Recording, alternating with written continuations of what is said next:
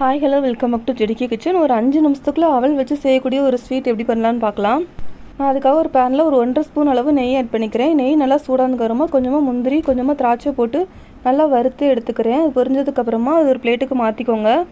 நான் அதே நெய்யிலே 1 கப் அளவு அவல் ஆட் பண்ணிக்கிறேன். அவளையும் ஒரு 3லேருந்து 4 நிமிஷம் கொஞ்சம் அந்த நெய்யிலே கொஞ்சம் நல்லா வறுத்து விட்டுக்கோங்க.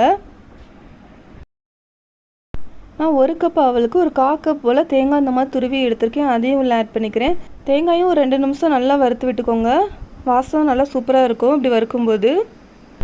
நான் 1 கப் அவலுக்கு ஒரு 1/2 கப்லேருந்து 3/4 கப் அளவு வரைக்கும் பால் எடுத்துக்கலாம். பால் ஆட் பண்ணிவிட்டு நல்லா மிக்ஸ் பண்ணி விட்டுக்கோங்க. இனி ஒரு மூடி போட்டு ஒரு 3லேருந்து 4 நிமிஷம் நல்லா வேக வச்சுக்கோங்க அவலை. இப்போ நம்மளுக்கு அவல் நல்லா சாஃப்டாக குக் ஆகிருக்கும். நல்லா மிக்ஸ் பண்ணி விட்டுக்கோங்க.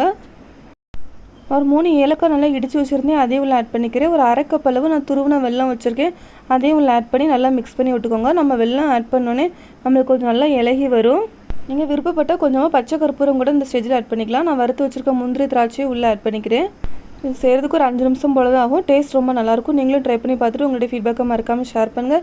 என்னோட சேனல் சப்ஸ்கிரைப் பண்ணிக்கோங்க. தேங்க்யூ.